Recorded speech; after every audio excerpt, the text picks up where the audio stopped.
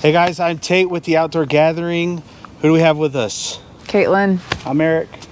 We are going to tell you guys and introduce you to Katelyn, talk about who she is, what she's doing, and the overall gist is we're going to talk about how Erik is training for his MR340 race.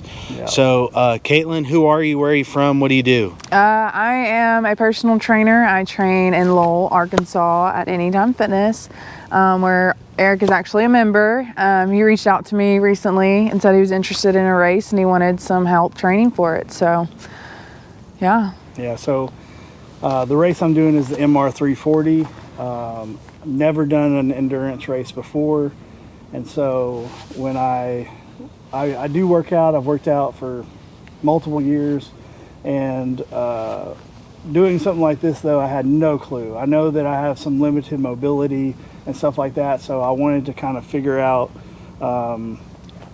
what she thought I needed to do to be able to accomplish this race. So real quick, before we get more into it, for the people who haven't seen the previous videos, what is the MR340? Oh yeah, so the MR340 is the longest continuous paddling race in the world. 340 miles it's on the Missouri River. You start at Kansas City and basically float to St. Louis, St. Charles area.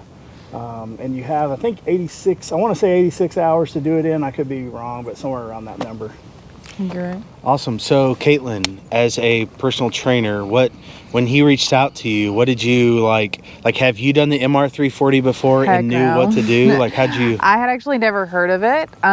So I do train and I do program for tons of people. So my goal was to just get his body prepared for an endurance race like that. So we just kind of went over what his goals were, did some assessment, see how he moved, and so the first month's about, working out imbalances, trying to get him a little bit more range of motion and stuff like that. So I just kind of researched the race, see what it took, and we're going for it. It's round one, so I mean, we're trying. Cool. So the main thing off the bat was just range of motion and mobility. Yeah, pretty much. New things that he hasn't done before. So since we have more space right now, what is one thing when y'all did your assessment that you caught that told you he needs mobility? So calling him out. Wow. Yeah, let's do it. He's so shocked by It's his shoulders are super tight. He could not touch his hands behind his back.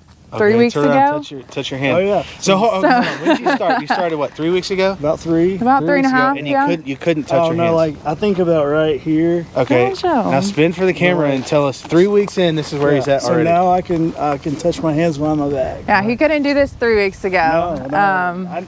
I probably, it's been 10 years at least since I could probably touch my hands behind my back. Yeah. So we really just we did some assessments. So we just did like an overhead squat. So we see how high or how far back his arms can go straight up. So he's even gained mobility through here in just 3 weeks. Yeah. We started with a bunch of stretches and some foam rolling that he's never done before. So it's made all the difference. Yeah, all the difference. So Erik, what has been your most favorite new stretch or exercise that you're doing specifically for this training? Like actual favorite or the jokingly favorite? The actual favorite. We we'll want get both. to your least favorite. Stretch, probably, I don't know what it's called, but you stretch your arms on this ball thing. It's the lat ball stretch. Yeah. So he's on his hands and knees. Oh, that one we did earlier. Yeah, and he's stretching out his lats. Yeah. Yep. That's one of my favorites. That's probably does him the most benefit too. Yeah. So what about your least favorite? The one that you despise? The one that you wake up and you know you have to do it that day and you're like, I don't feel like going to the gym today. I mean, pretty much anything leg. Okay. He does hate his legs. Yeah. Well, this is going to hurt like a mother. And so, like, she's helped me out with, like, some of the rolling and stuff. But, like it's just hard for me to get on to things, like, using, I don't know. It's hard to explain. Funny. So, Katelyn, for anyone who's watching, any advice right off the bat you would give them if they're thinking, hey, I maybe want to do the MR340, how can I start? Maybe some stretches, or what would you give them advice-wise? Well, if you have a personal trainer nearby, reaching out to them would be a great option. Also, just making sure that you have the endurance for it. He's going to be doing a lot of cardio, upper body cardio. So also, you're going to be seated for a long time, so your glutes and your lower back are super important. So targeting most areas, your core, rotational movements, anti-rotational movements, those seem to be the most important for the fact that he's just going to be rowing for 86 hours. Pretty much, yeah. And one thing we did today is he used those bigger grip deals for your hand. Oh, that's something I kind of added in, but like when I do like the standing calf raises, I'll hold like, what was it, 35 pounds? Oh, yeah. With the bigger grips. Some grip strength too? Yeah, to help with some grip strength. No, that'll be really good too. That's important. Yeah. Good ad, solid. So if you guys want to reach out or get a hold of Katelyn, how can they get a hold of you?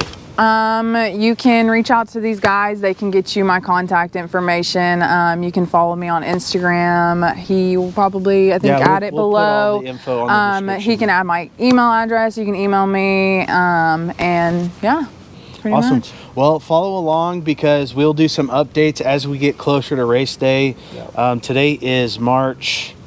Somewhere in March. How many days are we from race day? Oh, geez. Are you doing that? Ooh. You're going to probably have to block this out so I can find it. I'll find it. We'll figure out. Hold on, I got it right here. Give me a second. Countdown. Yeah. So we have 138 days, 18 right. hours, and 15 minutes. Oh, So wow. 138 days till race day.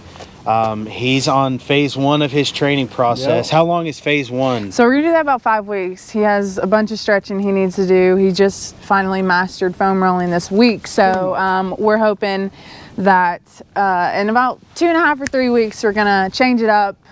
Cool. Add some new things, maybe take away some things that aren't working for him. So we're gonna reassess in about 3 weeks. Awesome. Probably. Awesome. Well, again, thanks for watching. If you guys have any questions, reach out and follow along for updates as we get closer to race day. Awesome. Cool. Peace out.